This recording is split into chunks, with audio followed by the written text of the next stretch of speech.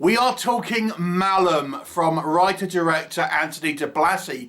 Now this is actually a remake of one of de Blasi's older movies from 2014 called Last Shift. So he is essentially remaking his own movie with a kind of a slightly more polished and kind of higher budgeted version.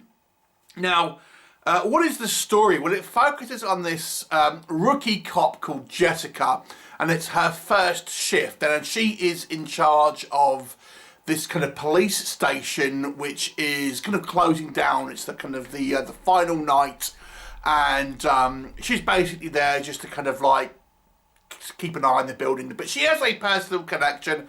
Her father was a police officer who was once a hero cop, but let's just say he ended up in a dark place and something happened. And this was due because he was investigating this kind of cult where this cult leader called John Malum may have had some sort of effect on her father. So we spend the night with Jessica, and we learn as the film goes on the connection between Jessica, this John Malum character, this kind of cult leader who's kind of styled after kind of a Charles Manson style character, and her father, and she's tormented through the night by horrific visions, demonic entities, and ghostly spectres. Now what will happen, you will have to watch the movie and find out. So if you've seen Last Shift, this obviously, you can't help but compare it because it's obviously the same director, the same kind of basic kind of premise, but with a few tweaks. But let's talk about what works. I'll kind of try and relate it to the Last Shift movie, and also just generally what kind of works in and doesn't work in the movie. So for me, this certainly is a better movie in regard to its world building. You've got a lot more backstory, a lot more kind of like context about what is happening with this kind of like these seemingly kind of demonic kind of forces that seem to be tormenting the Jessica character. And the torment here is a big theme.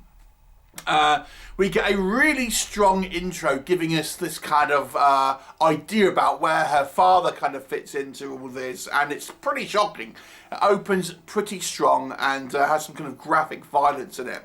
And speaking of violence, this movie is full of it, with lots of kind of graphic, gory kind of sequences. De Blasi, known for a kind of somewhat kind of gory aesthetic in his kind of previous work.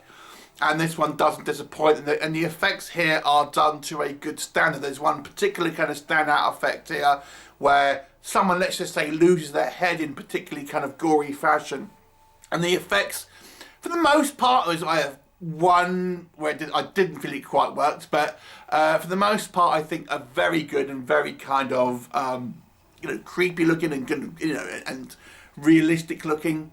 The movie has a good mix of kind of jump scares and also just building in that creepy kind of atmosphere where you just know something menacing is happening, but you're kind of you're not quite sure what's real and what isn't.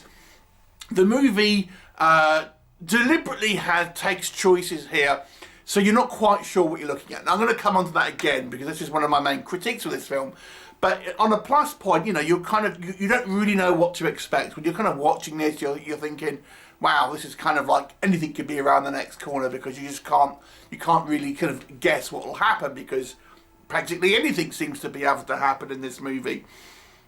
I think the cast do a pretty good job here. There are some good performances through the movie. The movie has certainly a more polished feel compared to Last Shift, and it definitely looks like the production value is kind of improved. I have seen some critiques about the sound design here. I have to say I didn't have a problem with the sound design. I thought that was all fine. So it definitely has a kind of cool aesthetic. It's certainly a grindhouse horror aesthetic that I think will please fans of kind of splatter and kind of demonic kind of style movies. That was all pretty good.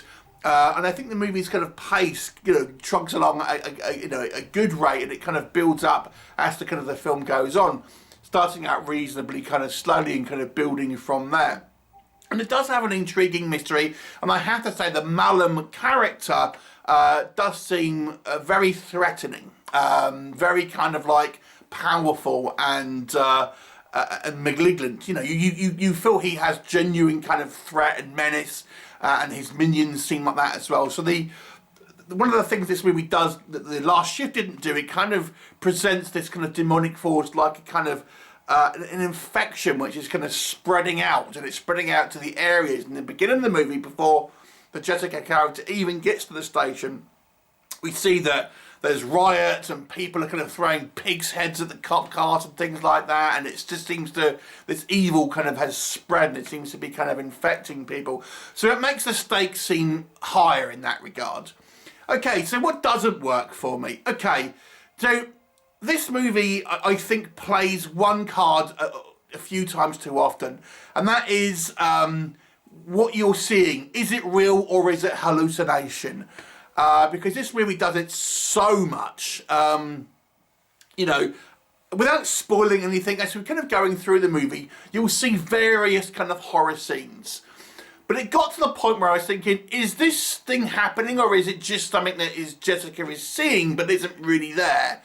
And it does it a lot, and it never really kind of clarifies if it isn't. And now the whole theme here, and I've mentioned the word a few times, is torment. We are meant to be, well, this demonic force is meant to be tormenting Jessica and kind of driving her to do a particular thing.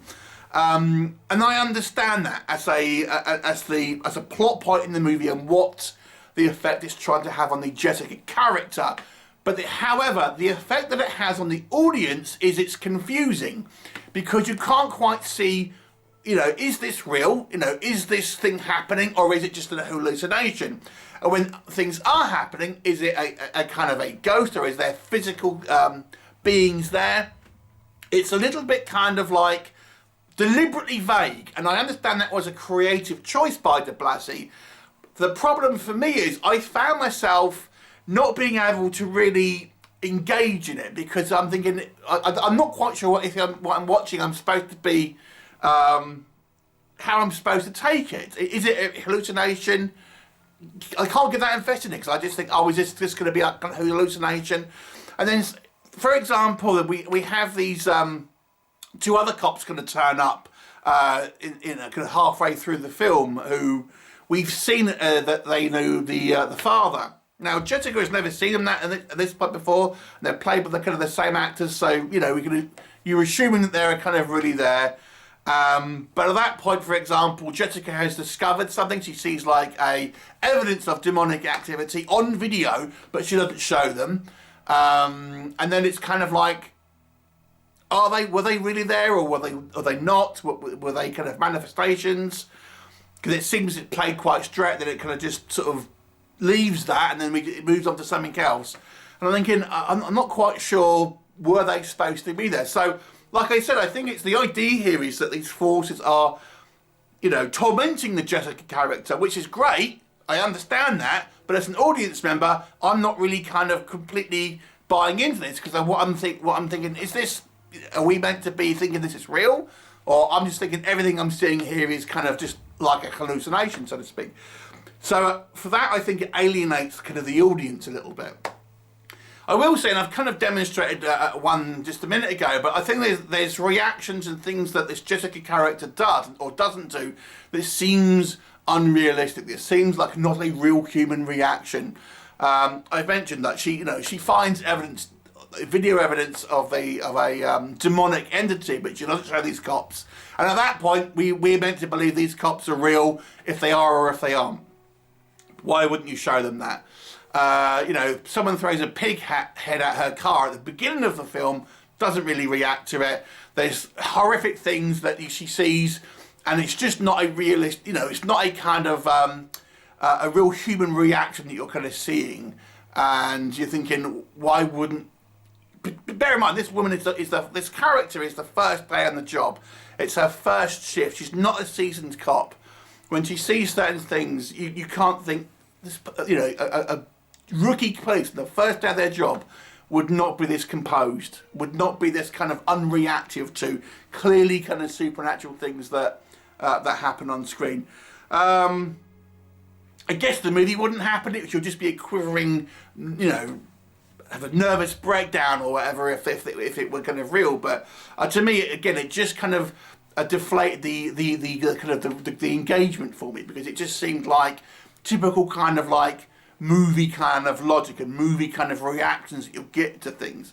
There were a couple of occasions where she kind of freaks out, but it was like there's clear evidence that something's happening, and she doesn't seem to kind of react to it, certainly initially.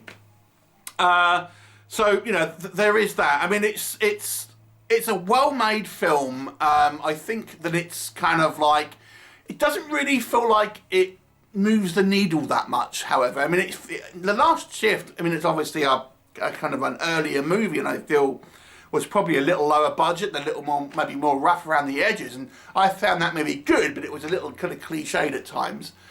And this movie has elements that I think I enjoyed more, which is like the kind of the building up of the kind of the mythology and the world building here. But I found the kind of the back and forth of what realism, what isn't, a little frustrating. And I get that you want to do that a few times to show that that Jessica is being tormented. But as a viewer, I think it torments me, because I don't know what I'm watching, and I'm thinking, what am I watching here? Am I supposed to believe this is happening or not? So I was tormented in this movie a little bit, I have to say. On the surface, aesthetically, I think you can enjoy this as a gory movie, but if you kind of look at the depth of the storytelling here, I have to say I think The Last Shift was slightly better in that regard. I think this movie seems unnecessary in a way. I don't really feel, outside of as I say, expand the lore a little bit, it was really that necessary to make that movie. It's not like it was that old. And it feels like, a kind of unnecessary remake, if I'm honest, because The Last Shift was quite well regarded. I gave it a 7 out of 10. This one, it's a good film, but I enjoyed it less as the film went on, and then we get a kind of a hero shot of this demon, and that's the one effect where I felt it looked a bit kind of rubbery. The rest of the effects I thought were pretty good.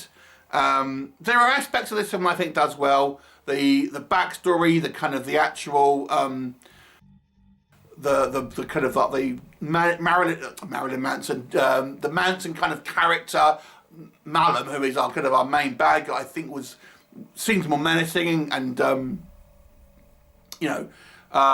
bit more kind of fleshed out and threatening here. But overall, I found the story was trying to have its cake and eat it too. It ended up not really engaging me. I couldn't really feel like I was too invested, because I'm thinking, is this just kind of like hallucinations, or are these things happening? And you can see the Jessica character seems to be quite a smart character, but you can see she's clearly being manipulated. It's frustrating to me that she couldn't see that, if that makes sense. She couldn't pick up the fact that, this is clearly pushing me to a certain point, considering she seems to be quite smart up until that. Anyway, I'm going to give this one a 6 out of 10. It still is a good movie. I would still say it's an above average kind of horror film.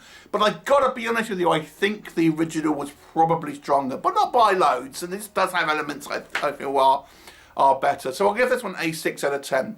Have you seen it? What did you think of it? Leave me a comment and I'll look forward to seeing you next time.